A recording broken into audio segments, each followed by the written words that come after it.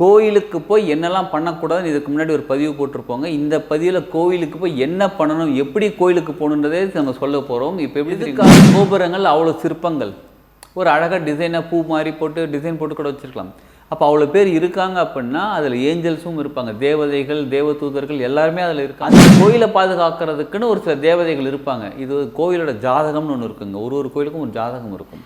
அந்த ஜாதகம் எடுத்து பார்த்தீங்கன்னா அதில் டீட்டெயில் எல்லாமே இருக்கும். ஆனால் இப்போ அந்த ஓலைச்சுவடியெல்லாம் எழுதி வச்சுன்னா நம்மக்கிட்ட கிடையாது. அதுவும் கோயிலே 1000-2000 வருஷம் முன்னாடி உட்காந்து தியானம் பண்ணி அந்த சாமி உள்ளுக்குள்ளே கொண்டு வந்துட்டு அதுக்கப்புறமா உங்களுக்கு வேணும், எனக்கு இது ஆசை இருக்குது, எனக்கு இவ்வளோ வேணும் அப்படின்னா ஏதாவது வேணும்னா கூட நீங்கள் என்ன பண்ணுங்கள், உள்ளுக்குள்ளேயே எண்ணம் ஆரம்பிக்க ட்ரை பண்ணுங்கள்.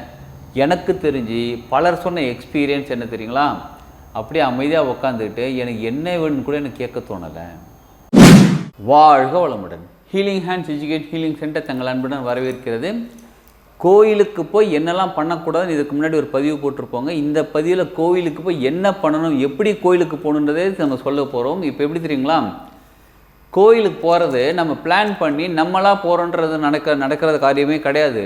அவங்க நம்ம கூப்பிட்ருக்காங்க, எந்த கோயில் போகிறோன்னு நம்ம நினைக்கிறோமோ, எந்த கோயிலில் இருக்க சாமி நமக்கு அருள் கொடுத்து நீங்கள் வாப்பா அப்படின்னு நம்மளை கூப்பிட்றாங்களோ அப்போ மட்டும் நம்மளால் அந்த கோயிலுக்கு போக முடியும். அதனால் முதல்ல கோயிலுக்கு போகும்போது வீட்டிலேருந்து கிளம்பும்போதே எந்த கோயிலுக்கு போகிறீங்களோ மனசார நன்றி சொல்லிக்கோங்க அவங்களுக்கு. அப்பா நீங்கள் முருகர் கோயில்னு வச்சுக்கோங்களேன், அப்போ முருகா நீங்கள் என்னை கோயிலுக்கு கூப்பிட்ருக்கீங்க, எனக்கு ரொம்ப சந்தோஷம் மகிழ்ச்சி, என்னை அழைச்சிட்டு வந்து எங்கள் கோயிலுக்கு அழைச்சிட்டு வந்து பத்திரமா எனக்கு நீங்கள் அருள் கொடுத்து உங்களுடைய தரிசனம் கொடுத்து அதுக்கப்புறம் நான் பத்திரமா வீட்டில் கொண்டு விட்டுறீங்க. எனக்கு என்ன செய்யணும், எனக்கு இந்த கோயிலுக்கு போயிட்டு வரதுனால என்ன எனர்ஜி லெவலில் சக்தி நிலை என்னென்ன மாற்றங்கள் வரணுமோ அவ்வளோ மொத்தமாக எனக்கு நல்லபடியாக கொடுங்க, அதை எனக்கு உணர்த்துங்க, புரிஞ்சிக்கிற மாதிரி எனக்கு உணர்த்துங்கன்னு மனசார ப்ரே பண்ணிக்கிட்டு வீட்டிலேருந்து கிளம்புங்க. சரி, வீட்டிலேருந்து கிளம்பியாச்சு, கோயிலுக்கு போகிறோம். கோயிலில் போய் முன்னாடி நின்றுக்கிட்டு ஃபஸ்ட்டு என்ட்ரிலாம் ஆக வேணாம். அந்த பிரகாரம் அதில் நிறைய விஷயங்கள்லாம் இருக்குது பாருங்கள். அதெல்லாம் பெரிய கோயில் வந்து அந்த என்ட்ரி அந்த கோபுரம் தாண்டி உள்ள எங்கேயும் போகணும். ஃபஸ்ட்டு வெளியில் நில்லுங்க. வெளியில் நின்று இந்த கோயிலில் இருக்கக்கூடிய இறைவனுக்கு நன்றி. எந்த கோயில் போகிறீங்களோ அந்த கோயிலில் இருக்கக்கூடிய கடவுள் பேர் சொல்லிக்கோங்க, இறைவன் பேர் சொல்லிக்கோங்க, போட்டு நன்றிப்பா என்னை அழைச்சிட்டு வந்திருக்கீங்க மனசார ப்ரே பண்ணிக்கோங்க. பண்ணிக்கிட்டு ஒரு கோயிலையும் பாதுகாக்கிறதுக்காக பல தேவதைகள் இருப்பாங்க, சூட்சமத்தில் இருப்பாங்க. நீங்கள் கோபுரத்தில் பார்த்தீங்கன்னா ஒரு சில அங்கங்கே தேவதைகள், நிறைய பேர் மனிதர்கள் நிற்கிற மாதிரி இந்த மாதிரி நிறைய விஷயங்கள் இருக்கும். எதுக்காக கோபுரங்கள் அவ்வளோ சிற்பங்கள், ஒரு அழகாக டிசைனாக பூ மாதிரி போட்டு டிசைன் போட்டு கூட வச்சுருக்கலாம். அப்போ அவ்வளோ பேர் இருக்காங்க அப்படின்னா அதில் ஏஞ்சல்ஸும் இருப்பாங்க, தேவதைகள் தேவதூதர்கள் எல்லாருமே அதில் இருக்காங்க. அந்த கோயிலை பாதுகாக்கிறதுக்குன்னு ஒரு சில தேவதைகள் இருப்பாங்க. இது கோயிலோட ஜாதகம்னு ஒன்று இருக்குங்க. ஒரு கோயிலுக்கும் ஒரு ஜாதகம் இருக்கும். அந்த ஜாதகம் எடுத்து பார்த்திங்கன்னா அதில் டீட்டெயில் எல்லாமே இருக்கும். ஆனால் இப்போ அந்த ஓலைச்சுவடியெல்லாம் எழுதி வச்சுன்னா நம்மக்கிட்ட கிடையாது. அதுவும் கோயிலே 1000-2000 வருஷம் முன்னாடி கட்டின கோயில். அந்த கோயிலில் என்ன ஜாதகம் இருக்குன்னு நமக்கு இப்போ தெரியாது. சரி, அதனால் என்ன பண்ணுங்கள், இந்த கோயிலை பாதுகாக்கக்கூடிய தேவதைகளை, இந்த கோயிலை பாதுகாக்கக்கூடிய மகான்களை, இந்த கோயிலை பாதுகாக்கக்கூடிய இந்த சக்தி நிலைகளை என்ன இந்த கோயிலுக்கு அழைச்சிட்டு வந்ததுக்கு ரொம்ப நன்றி. இந்த கோயிலில் என்ன அலோவ் பண்ணுங்கள், உள்ளுக்குள்ளே என்ன அலோவ் பண்ணுங்கள். முதல்ல அந்த தேவதைகள் கிட்ட பர்மிஷன் கேட்டுக்கோங்க. பர்மிஷன் கேட்டுக்கிட்டு கோயில் உள்ளே போங்க. கோயில் உள்ளே போயிட்டு ஃபஸ்ட்டு கொடிமரம் பலிப்பீடம் இருப்பாங்க. ஃபஸ்ட்டு கொடிமரம் இருந்தால் முதல்ல அங்கே போய் சரணாகதி அடைஞ்சிருங்க. எப்படின்னா ஃபஸ்ட்டே காலில் விழுந்துருங்க. எங்கே அப்படியே நமஸ்காரம் பண்ணிவிடுங்க. எதுக்கு நமஸ்காரம் பண்ணுறோம் தெரியுங்களா, இது ஒரு மதிப்பான விஷயத்துக்கோ இல்லை மரியாதையான விஷயத்துக்கோ கிடையாது. மொத்தமாக சரண்டர். நான் nothing of me everything, நீங்கள் தான்ப்பா எல்லாமே, டோட்டலாக சரண்டர். எப்போ கோயிலுக்குள்ளே போனோன்னு டோட்டல் சரண்டர். இதே ஃபஸ்ட்டு பலிப்பீடம் இருக்குதுன்னு வச்சுக்கோங்க. இது கொடிமரம் இருந்தால் ஃபஸ்ட்டு சரண்டர். பலிப்பீடம் இருந்தால் பலிப்பீடத்துக்கிட்ட நின்றுக்கிட்டு பலியிட்டு விடுங்கள். எதையெல்லாம் பலியிட போகிறீங்க, உங்ககிட்ட இருக்கக்கூடிய கோபம், சோகம், துக்கம், கஷ்டம், வெறுப்பு, கொழுப்பு, திமிரு, சோம்பேறித்தனம், வேறு என்னெல்லாம் நெகட்டிவ் இருக்கோ எல்லாத்தையும் தூக்கி அந்த பலி போட்டுருங்க. பலிப்பீடம்னா அதானே, எல்லாத்தையும் தூக்கி பலிப்பீடம் போட்டுடுங்க. போட்டுட்டு அதுக்கப்புறமா சரண்டர். சரிங்களா. இதே ஃபஸ்ட்டு கொடிமரம் இருந்து அதுக்கப்புறம் பலிப்பீடம் இருந்தால் கொடிமரத்தில் ஃபஸ்ட்டு சரண்டர்.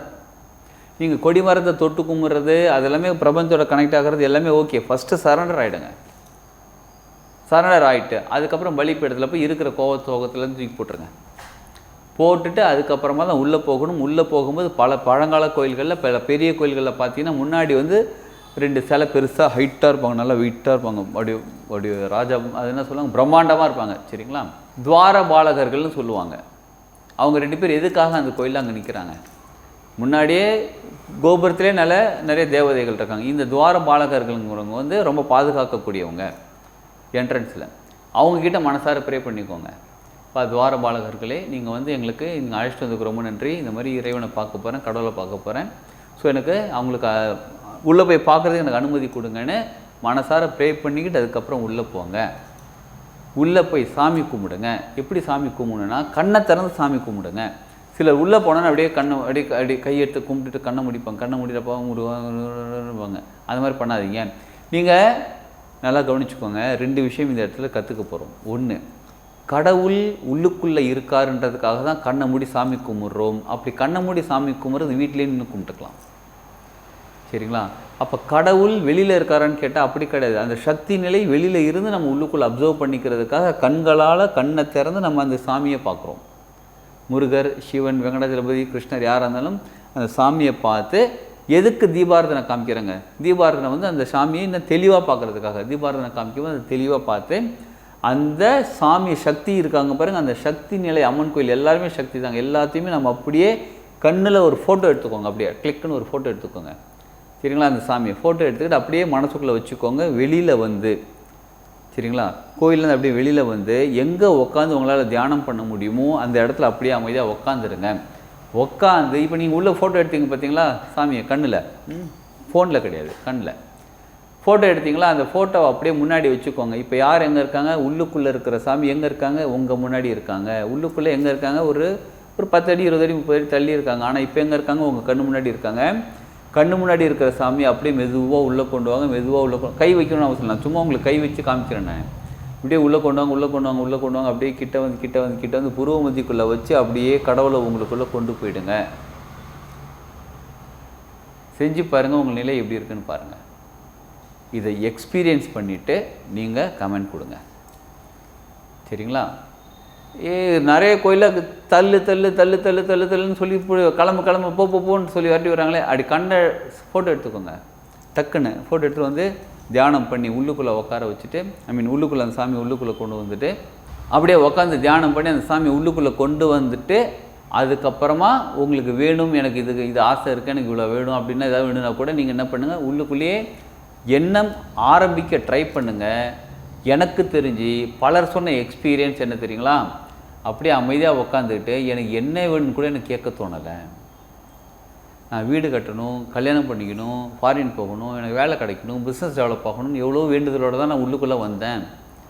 ஆனால் இப்போ கண்ணை மூடி அமைதியாக உட்காரும்போது எனக்கு எதுவுமே கேட்க தோணலை, மனசு அமைதியாகிடுச்சு.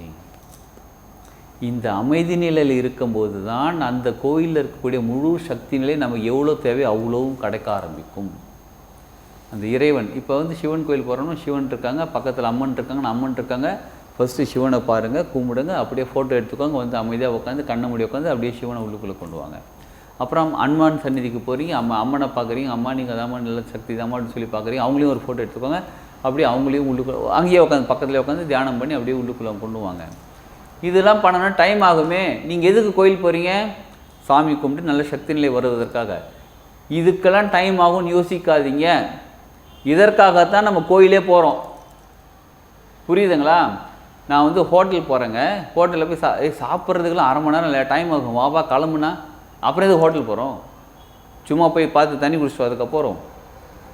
அப்போ கோயில் போகனால், இந்த இவ்வளோ பெரிய கோயில் போனால் 1 மணி நேரம் 2 மணி நேரம் ஆகும்னா அந்த 2 மணி நேரம் உங்களை ஃப்ரீ ஆக்கிக்கோங்க. முடிஞ்ச அளவு நீங்கள் வந்து ஃபோனில் ஆஃப் பண்ணி கூட பாக்கெட்டில் வச்சுக்கோங்க. இல்லை ஃபோன் எங்கேயாவது நீங்கள் வந்து வீட்லேயே கூட வச்சுட்டு போயிடுங்க. இல்லை வெளியூர் கோயில் போயிருக்கோம், ஹோட்டல் ரூம் போட்டுருக்கோம், ரூம்லேயே கூட ஃபோனை வச்சுட்டு போயிடுங்க. வீட்டில் முன்னாடி சொல்லிவிடுங்க, அடுத்த 1 மணி நேரம் 2 மணி நேரத்துக்கு கால் பண்ணாதீங்க, கால் பண்ண சுவிச் ஆஃப் தான் வரும். ஸோ பயப்படாதீங்க, நான் கோயில் போய்ட்டு வந்து கால் பண்ணிக்கிறேன், ஆன் பண்ணிக்கிறேன்னு சொல்லிட்டு போயிடுங்க. சரிங்களா? போயிட்டு முக்கியமாக குழந்தைங்கள அழைச்சிட்டு போனீங்கன்னா குழந்தைங்கள தனியாக விளையாட விட்டு நீங்கள் பாட்டுக்கு அமைதியாக உட்காந்துக்கோங்க. அது எங்கே குழந்தைங்க எப்படி சுற்றிக்கிட்டு இருக்குது அப்படின்னா, நீங்கள் கோயிலில் போய் டென்ஷன் ஆகக்கூடாது. இன்னும் அமைதியாக இருக்க விட்றியான்னு, இன்னும் கொஞ்ச நேரம் தியானம் பண்ண விட்றியான்னு அப்படின்னு டென்ஷன் ஆகாதீங்க. சரி, குழந்தைங்க விளையாடுதுங்களா, அவங்கள உட்காந்து வேடிக்கை பார்த்துக்கிட்டே இருங்க, அது போதும். சொல்லிவிடுங்கப்பா, குழந்தைங்களோட வந்திருக்கேன், இந்த மாதிரி ஃபேமிலி மெம்பர்ஸ் எல்லாம் இருக்காங்க கூட, ஸோ இந்த மாதிரிலாம் விளையாடிட்டு இருக்காங்க, நான் என்ன பண்ணுறேன், அமைதியாக உட்காறேன், எனக்கு என்ன எனர்ஜி கொடுக்கணுமோ கொடுத்துருங்கன்னு சொல்லி அந்த குழந்தைங்களை வேடிக்கை பார்த்துங்க. சத்தம் போட்டு டென்ஷன் ஆகாதீங்க, கோவப்படாதீங்க. முடிஞ்ச அளவு குழந்தைகளை கூட போகிறது ரொம்ப நல்லது. உங்களுக்கு வாய்ப்பு கிடைத்தால் தனியாக போய் அப்படியே உட்காந்து எனர்ஜி ரிசீவ் பண்ணிவிட்டு வந்துடுங்க. இப்போ உதாரணத்துக்கு ஒரு திருச்செந்தூர் கோயில் போகிறீங்க, உங்கள் ஃபேமிலியோடு போகிறீங்க, 2 குழந்தைங்க இருக்காங்க, எல்லோரும் வீட்டில் ரூமில் உட்காந்து ரெஸ்ட் எடுத்துகிட்டு இருக்காங்க. நீங்கள் கிளம்பி போயிடுங்க, கோயிலுக்கு போயிடுங்க.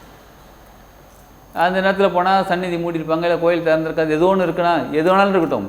அந்த ஃபோட்டோ எடுத்திருக்கீங்களா, அந்த இறைவனை ஃபோட்டோ எடுத்திருக்கீங்களா கடவுளை, அதை அப்படியே கண்ணுக்குள்ளே உட்காந்து அந்த கோயில் பிரகாரம் எங்கே முடியுமோ அங்கே பக்கத்தில் உட்காந்து அப்படியே உட்காந்து தியானம் பண்ண ஆரம்பிச்சிருங்க. சீரியஸாக சொல்கிறேங்க, இது செஞ்சு பாருங்கள். உங்கள் மனநிலையில் எவ்வளோ பெரிய மாற்றம் ஏற்படுது, உங்கள் வாழ்க்கையில் எவ்வளோ பெரிய மாற்றம் ஏற்படுது நீங்கள் உணர்ந்து நீங்கள் நிச்சயமாக கமெண்ட் பண்ணுவீங்க. அப்போ இனிமேல் ஒரு கோயில் போகும்போதும் அந்த உணர்வு நிலையிலேருந்து கோயில் போயிட்டு வாங்க. பக்கத்தில் ஒரு சின்ன கோயில் தாங்க, எங்கள் வீட்டு பக்கத்தில் கோயிலுக்கு போயிட்டு வரேன். சின்ன கோயில் பெரிய கோயில் இங்கே எதுவுமே கிடையாது.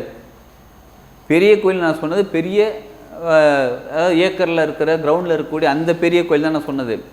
பெரிய சக்தி நிலை கோயில், சின்ன சக்தி நிலை கோயிலெலாம் கிடையாது. எல்லா கோயிலும் சக்தி நிலைகள் இருக்காங்க. முக்கியமாக சிதறுகளால் கட்டப்பட்ட கோயில், ஆகம விதிப்படி கட்டப்பட்ட கோயில்களில் எல்லா சக்தி நிலையும் இருக்காங்க.